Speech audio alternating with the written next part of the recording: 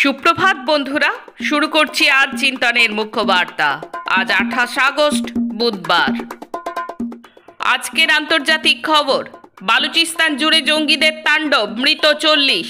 32 ঘন্টা ধরে জ্বলছে বাংলাদেশের গাজী টাওয়ার, 6 তলা বাড়ি ধসে পড়ার আশঙ্কা। গাজায় যুদ্ধবিরতি চুক্তি নিয়ে মিশরের কায়রোতে কোনো সমঝোতায় পৌঁছানো সম্ভব হলো না। মধ্য আফ্রিকার দেশ বুর্কিনা ফাসোতে আল কায়দা ঘনিষ্ঠ সশস্ত্র জঙ্গিদের গুলিতে নিহত 200-র বেশি মানুষ। বাংলাদেশে কট্টরপন্থী জামায়াতে ইসলাম ও ইসলামী ছাত্র শিবিরের ওপর থেকে নিষেধাজ্ঞা তুলে নিল বর্তমান সরকার। মুক্তি দিল বন্দী আল কায়দাপন্থী জঙ্গি নেতাকে। 10 মাসের মধ্যে সবচেয়ে বড় সংঘর্ষ চলছে ইসরায়েল এবং হিজবুল্লাহ গোষ্ঠীর মধ্যে। সৌদি আরবে বেনিয়ম করে থেকে যাওয়া 17,000-এর বেশি প্রবাসীকে গ্রেপ্তার করল সে দেশের সরকার। নিজেদের দেশে তৈরি ড্রোন পরীক্ষার সামনে থেকে পর্যবেক্ষণ করলেন স্বয়ং কিম জং। থাইল্যান্ডে আকস্মিকভাবে বন্যায় মৃত প্রায় 50। বিজ্ঞান, স্বাস্থ্য ও পরিবেশ সংবাদ। জলস্তর বাড়ছে প্রশান্ত মহাসাগরে। 1990 সালের পর থেকেই সমুদ্র তীরকে ধীরে ধীরে গ্রাস করছে প্রশান্ত মহাসাগর।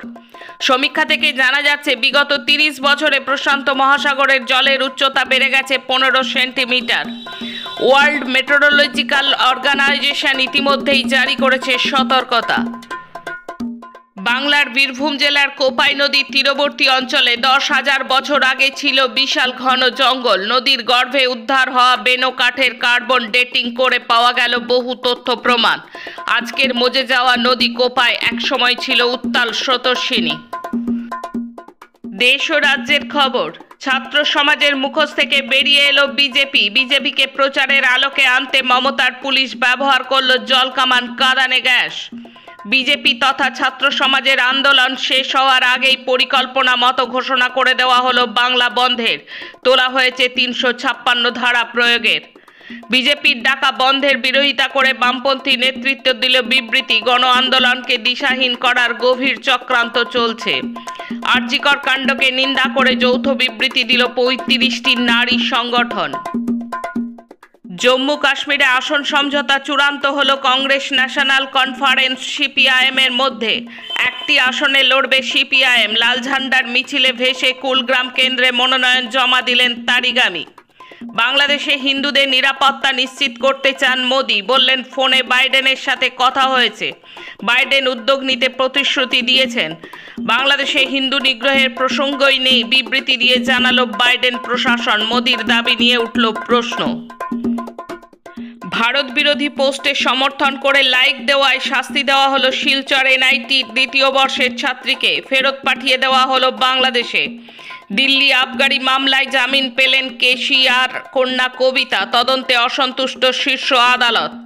মাত্র 100 গ্রাম বাড়তি ওজনের অজুহাতে অলিম্পিক থেকে বিতাড়িত ভিনেসকে অভূতপূর্ব সম্মান জানালো তার গ্রামের মানুষরা। 100 গ্রাম ওজনের সোনার পদক দেওয়ার সিদ্ধান্ত নিল গ্রামের পঞ্চায়েত সদস্যরা।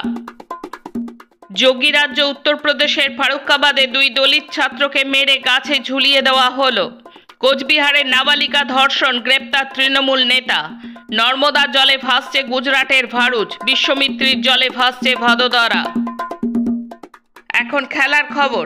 ডুরান্ড কাপের ফাইনালে উঠেছে মোহনবাগান। মঙ্গলবার ম্যাচের পরেও ফের দাবি জানালেন জাস্টিস ফর আরজিকর। গোটা দেশ মেয়েদের জন্য নিরাপদ হোক, এই কথা শোনা গেল সবুজ মেরুন অধিনায়ক শুভাশিস বসুর গলায়। লজ্জার হার ভারতের। অনূর্ধ্ব-20 সাফ চ্যাম্পিয়নশিপে বাংলাদেশের কাছেই এবার সেমিফাইনালে হারল ভারত। সাফ চ্যাম্পিয়নশিপের ফাইনালে বাংলাদেশের কাছে প্রথম টেস্টে 10 উইকেটে হারার পর প্রবল সমালোচনার মুখে পড়েছে পাকিস্তান দল। তাতেই শেষ নয়, রাওয়ালপিন্ডি টেস্টে কম বল করা ইন্টারন্যাশনাল ক্রিকেট কাউন্সিলের শাস্তির মুখেও পড়তে হলো পাকিস্তানকে। একই কারণে শাস্তি পেয়েছে বাংলাদেশও। বিশ্ব টেস্ট চ্যাম্পিয়নশিপের 6 পয়েন্ট কেটে নেওয়া হয়েছে পাকিস্তানের, 3 পয়েন্ট কাটা গিয়েছে বাংলাদেশেরও। আজকের মুখ্য বার্তা এই পর্যন্ত। নমস্কার।